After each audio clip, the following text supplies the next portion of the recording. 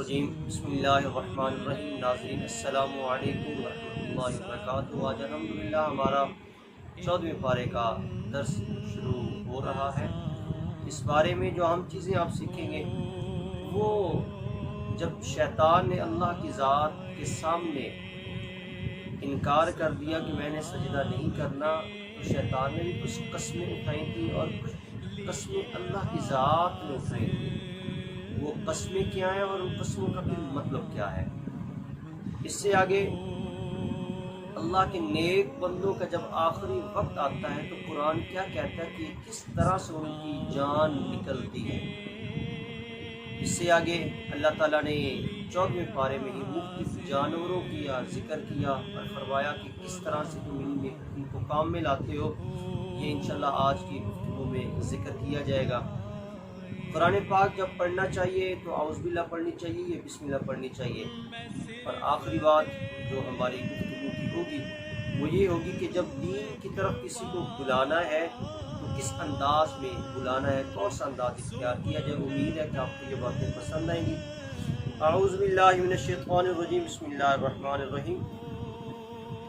14واں پارہ سورۃ الحجر، اللہ تعالیٰ ارشاد فرماتا ہے، فرمایا کہ قال فاخرج منها فإنك رجیم۔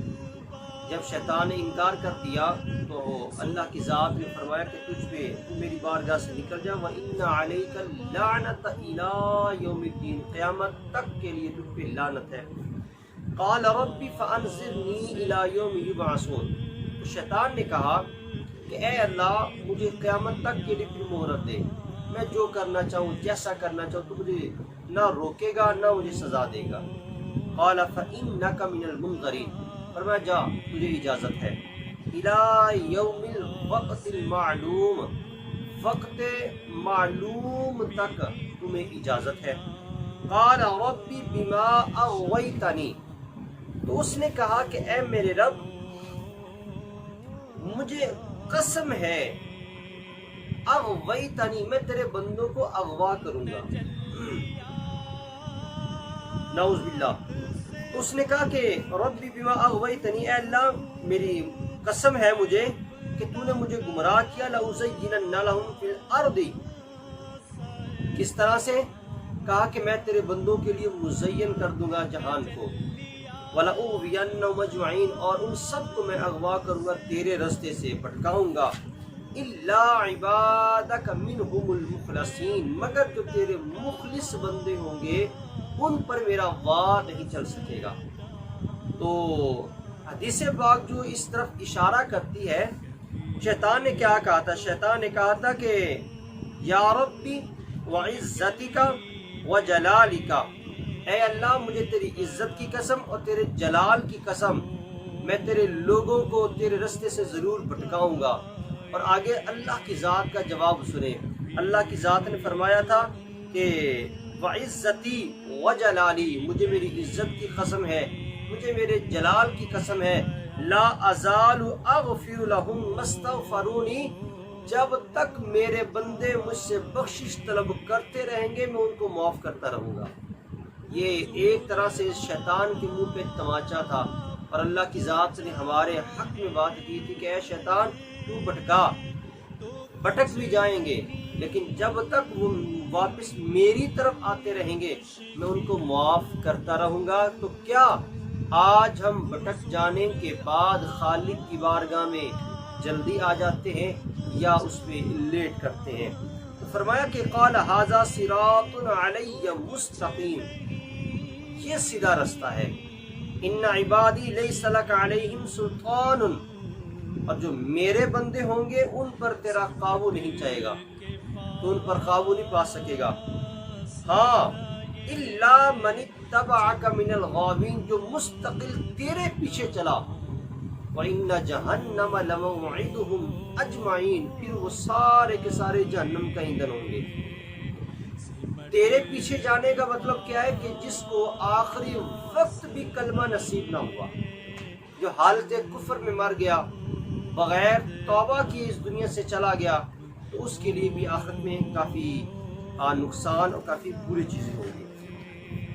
اس سے آگے اللہ تعالیٰ سورۃ الفاتحہ کے بارے میں ارشاد فرماتا ہے، فرمایا کہ وَلَقَدْ آتَيْنَاكَ سَبْعًا مِّنَ الْمَثَانِي، اے نبی کریم صلی اللہ علیہ وسلم ہم نے تمہیں 7 مثانی دی جو بار بار پڑھی جاتی ہے، سورۃ الفاتحہ، والقرآن العظیم، اور قرآن عظیم ہم نے آپ کو عطا کیا۔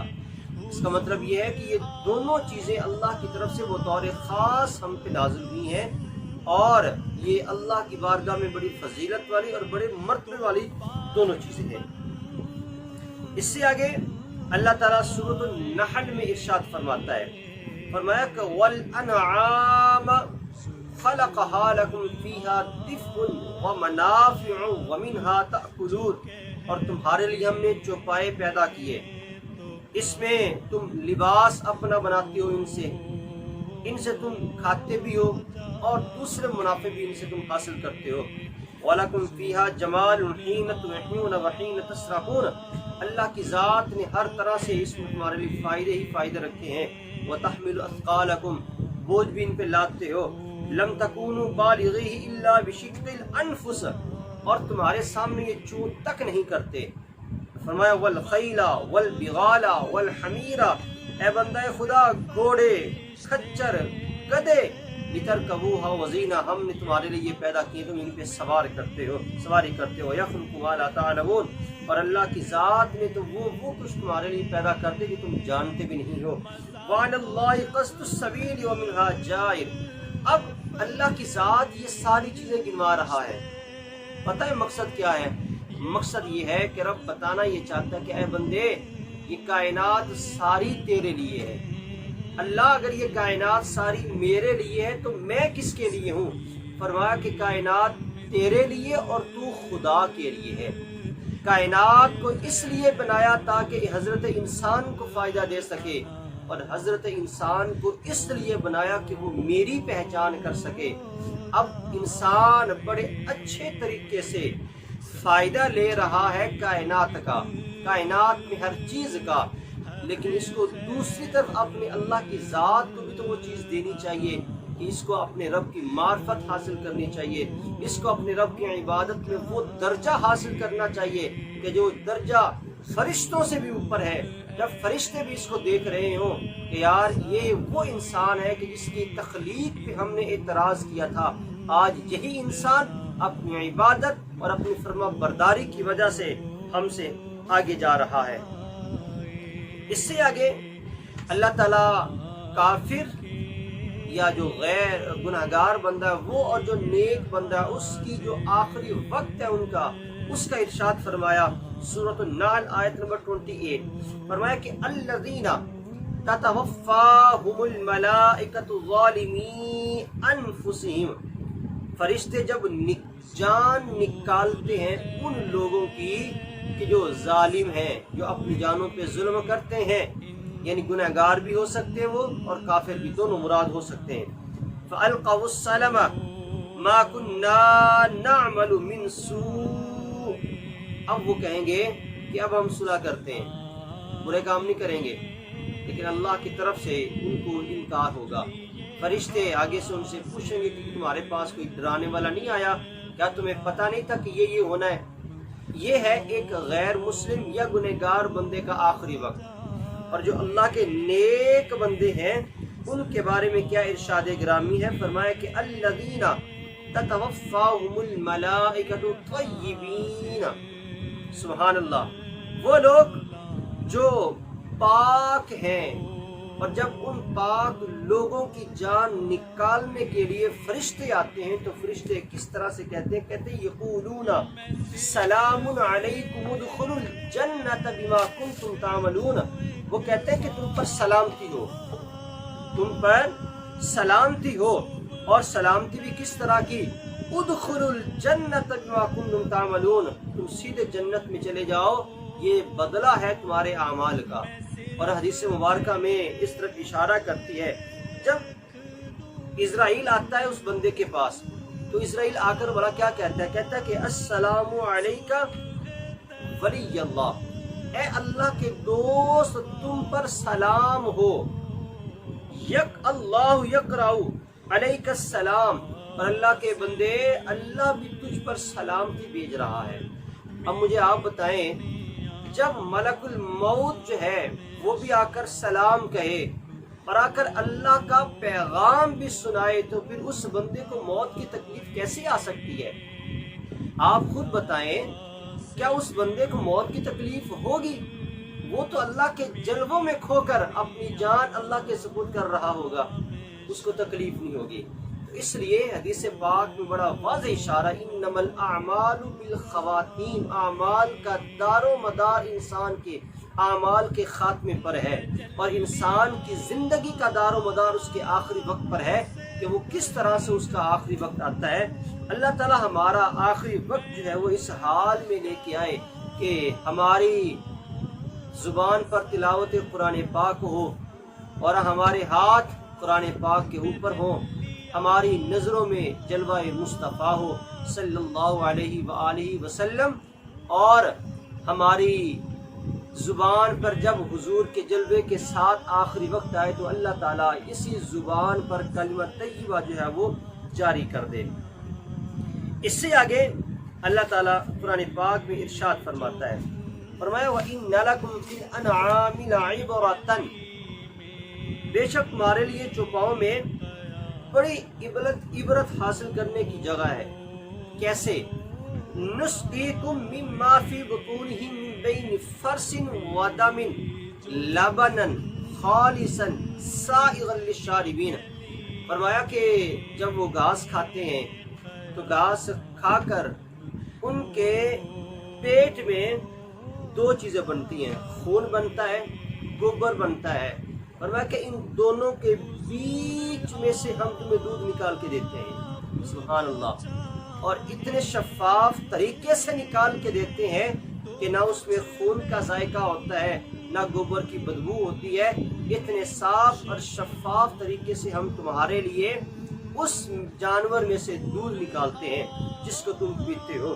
وَمِن ثَمَرَاتِ النَّخِيلِ وَالْأَعْنَابِ، اور اے بندہ خدا کھجور انگور کے پھل جو ہے وہ ہم نے تمہارے لیے پیدا کیے۔ وَأَوْحَى رَبُّكَ إِلَى النَّحْلِ أَنِ اتَّخِذِي مِنَ الْجِبَالِ، اور ہم نے شہد کی مکھی کی طرف پیغام بھیجا کہ جاؤ اور جا کر مختلف پھلوں کا رس لو، اور اس رس کو ہم نے تمہارے لیے شفا بنا دیا شہد کی صورت میں۔ اب یہ ساری چیزیں اللہ تعالیٰ گنوا رہا ہے، اور گنوانے کا مقصد کیا ہے؟